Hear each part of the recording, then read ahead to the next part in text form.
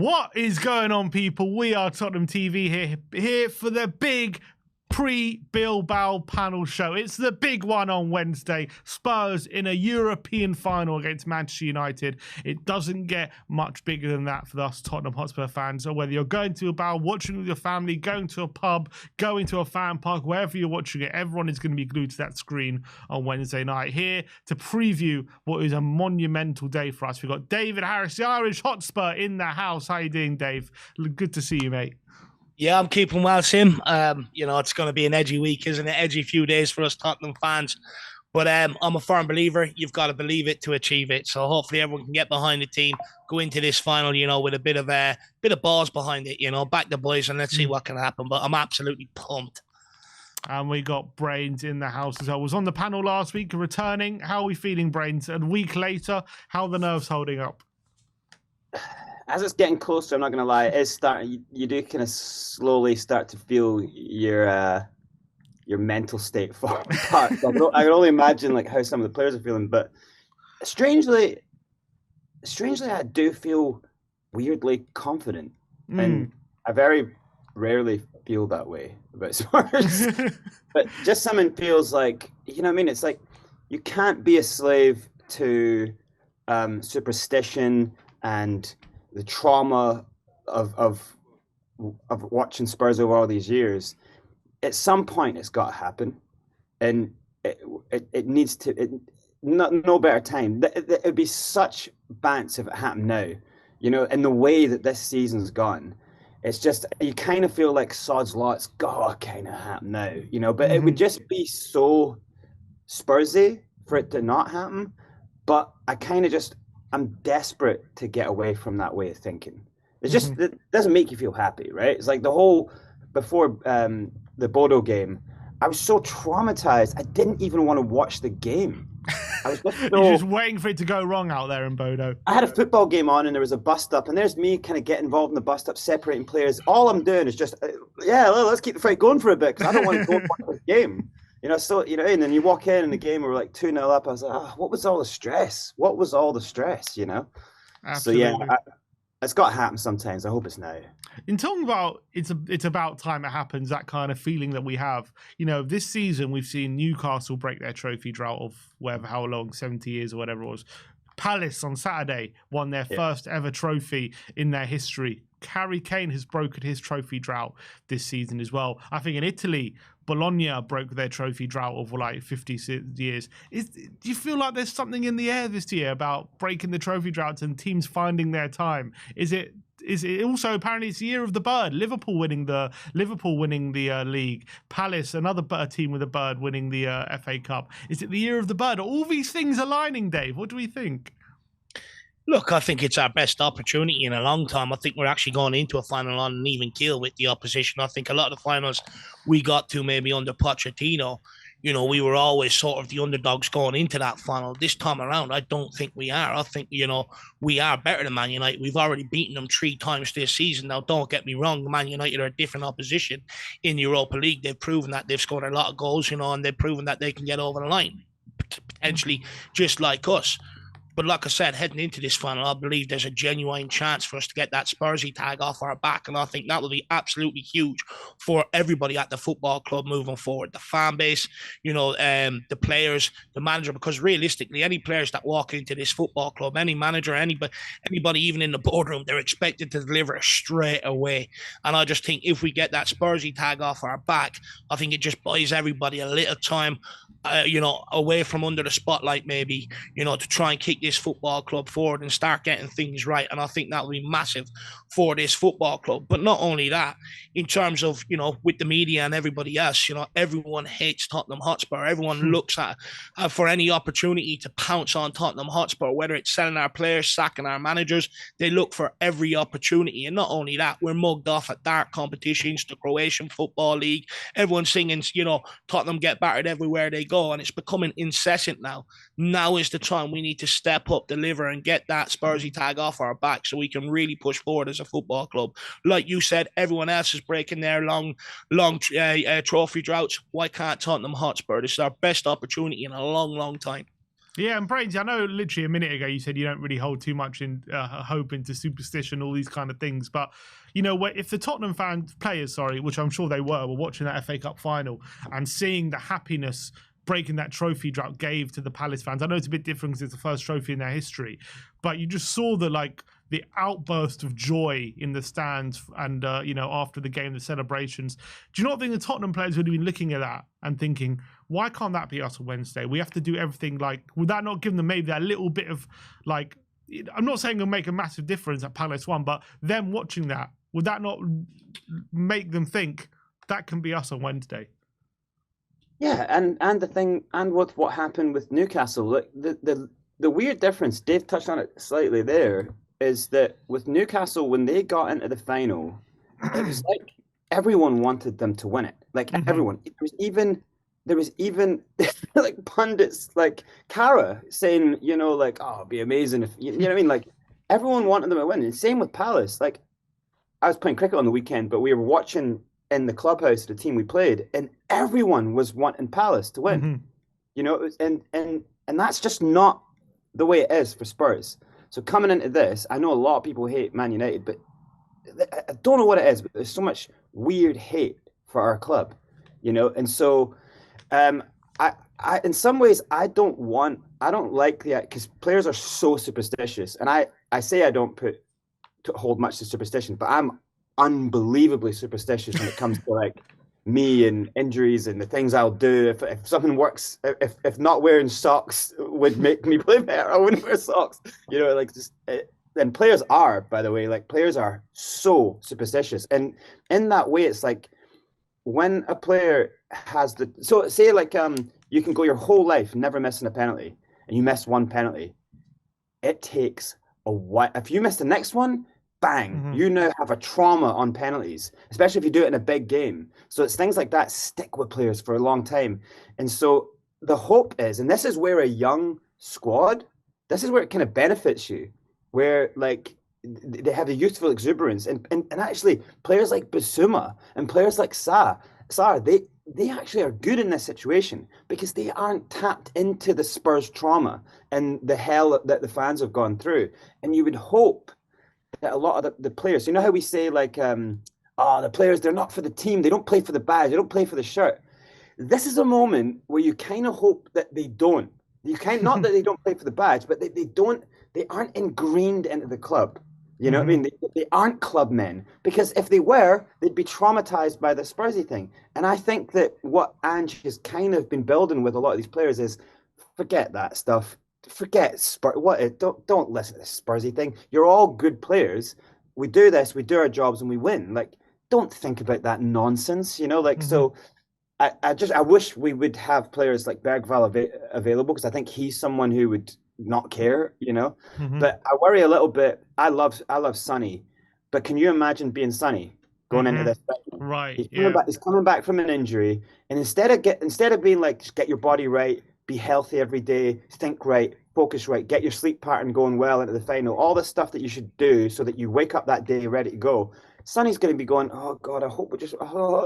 It's not only probably his last transfer trophy at Tottenham, but it's a chance. It could be his last ever chance of a trophy in his career, if depending on how his career goes.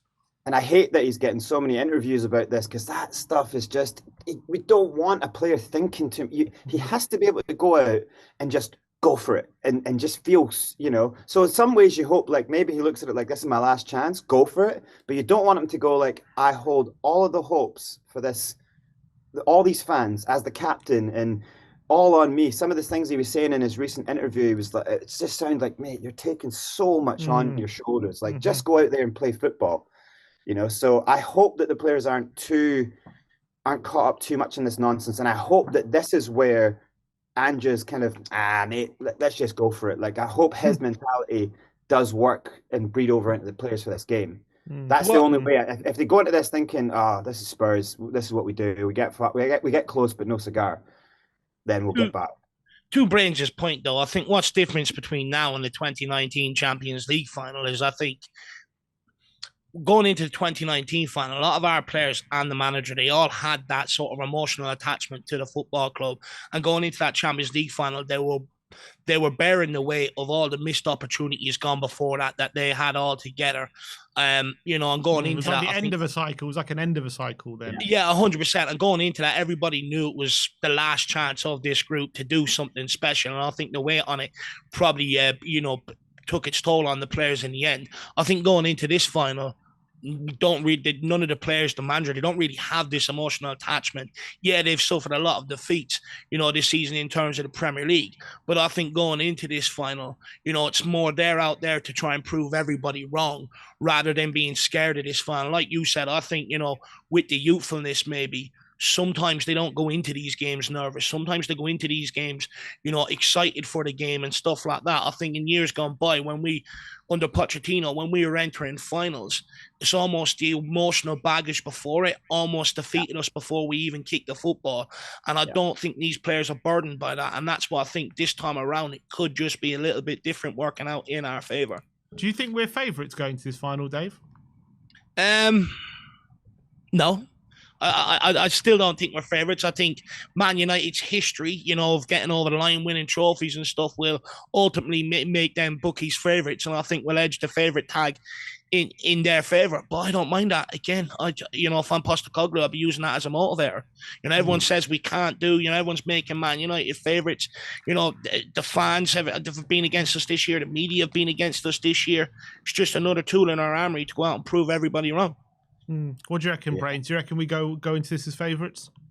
I think yes for the team that we have, and you know that youthful thing that Dave was mentioning there. Players like Porro, Romero, Van de Ven, Destiny. That backline is pretty young, and also it's like it has that kind of we don't care mentality, and that's, you know, sometimes we've hated that through the season, but that's what you need this game, you know. But so I say yes for the team. No, in terms of like, can this? I'm going to give Ange a lot of like benefits for a lot of flowers for the way he's navigated to the final, but I can't see him going in there and saying let's play pragmatic. So but I can maybe see Amorim coming up with like some bizarre thing in his strategy or something to outthink Ange. So maybe like management goes to them. Motive for us. Yes, because I think they don't quite need it, and that's a horrible thing when you're fans and when the press around your club is saying that we don't really need it. It's like it's a what? Like it's a European final, you know. So and this club needs it. Fans want it. I can feel that a lot of the negativity is starting to drip away. There's obviously a lot of people still stressing out about it, but it feels a little bit different, right? It feels like there's something behind it, you know. So does any of that make us favorites? I would say not really, just because we've seen Man United be bad and then pull off a final at the end of the season.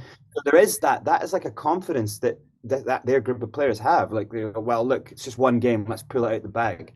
So but I think with our strong back line, with Vic kind of on form, like, and I think this thing with where Solanke plays and, you know, the 4-3-3 being a 4-2-2, a 4-4-2, I think we are actually well set for a starting 11 to go a goal up early or get a goal by halftime.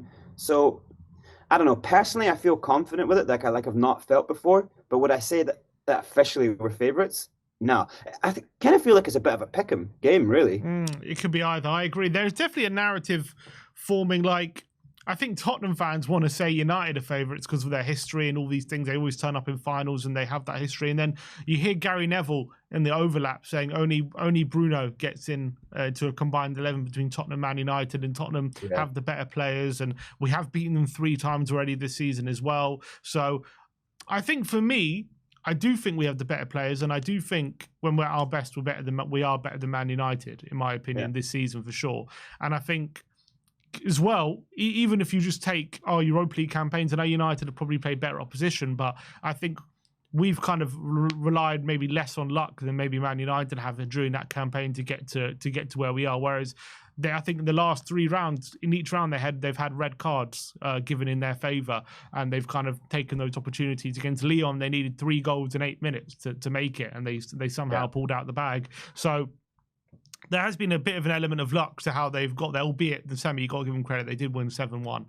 But I think against RZ, against Frankfurt, against Bodo, I think in all those ties, we were much the better team. And I think we were defensively a lot tighter than we have been in Premier League. And I think when we've had Van de Ven, and I think just statistically this season, when we've had Van de Ven and Romero together, I think we've played 15 games and conceded 15 goals. So like the defense has been a lot tighter when those guys are together. And we're going to have them fit for the final. So I do think we are probably favourites, although I don't like saying it. I think I'd rather say United are favourites and have that kind of underdog tag and kind of have that extra bit of kind of fight going into us. Because I think you saw what it did for Newcastle, just having that little bit extra on the day, didn't they? Which just maybe it meant more, or maybe because they weren't favourites, it just made them up their game a bit, having that underdog tag and that trophy drought. Dave, would you say this means more for Tottenham? Is that fair? Oh, 100%. I mean, you even look at, the way the clubs are approaching if we win it. Tottenham are planning a parade. Man United are planning a barbecue, where they can only bring so many friends. Tottenham have paid, I've given each 700 full-time members of staff a ticket going out there. Man United staff are going into a club lottery. I mean, so, I think with Man United, I think they almost turn their nose up at the Europa League. I think they believe they are a Champions League team that should be up there competing with the best. Now, the reality is they haven't been that team for a long, long time, ever since Sir Alex Ferguson left. But I think with Tottenham, we've learned in recent years, because before sometimes we were like, oh, look, the priority is this competition over this competition. It's only Carabao Cup or whatever else. I think we've learned our lessons that you shouldn't turn your nose up at any trophy at Tottenham Hotspur. Who are we to turn our nose up at any trophy when they don't come around so often, or opportunities to win them don't come around so often? So I think to us, it means absolutely everything. At the end of the day, it will be our first European trophy in 41 years. I mean, that's nothing to turn your nose up at. People can diminish our run to the Europa League if you like, but the reality is we're in the Europa Conference League. We got knocked out of in the group stage, and under Jose Mourinho we were playing the likes of Lask and all, and then get dumped out by Zagreb, even though we had a 2-goal league going into it and the manager was in prison. So we haven't found the navigation of even in our height under Poch, Dave, when we had our best team ever in the Premier League era, right? We lost to Ghent in the Europa League. Yeah, exactly.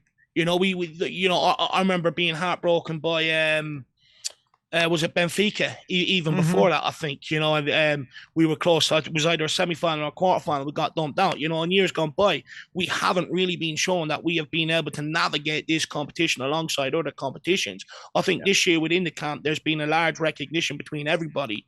Been off the Premier League, whether people like it or not. Let's put all of our eggs in one basket and let's go for the Europa League.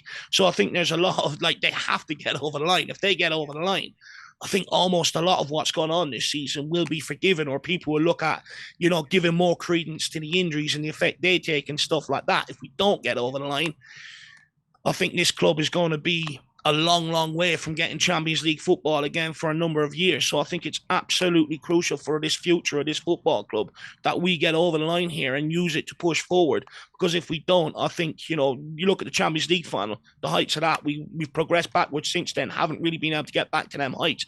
And I think the same will be if we don't get over the line here. I think it'll have a detrimental impact on the football club. And when I look at in terms of the squad, I look at the speculation around the manager. It's going to be a lot of change at this football club over the summer if we don't get over the line. So for me, I think it's absolutely massive for Tottenham Hotspur's future going forward.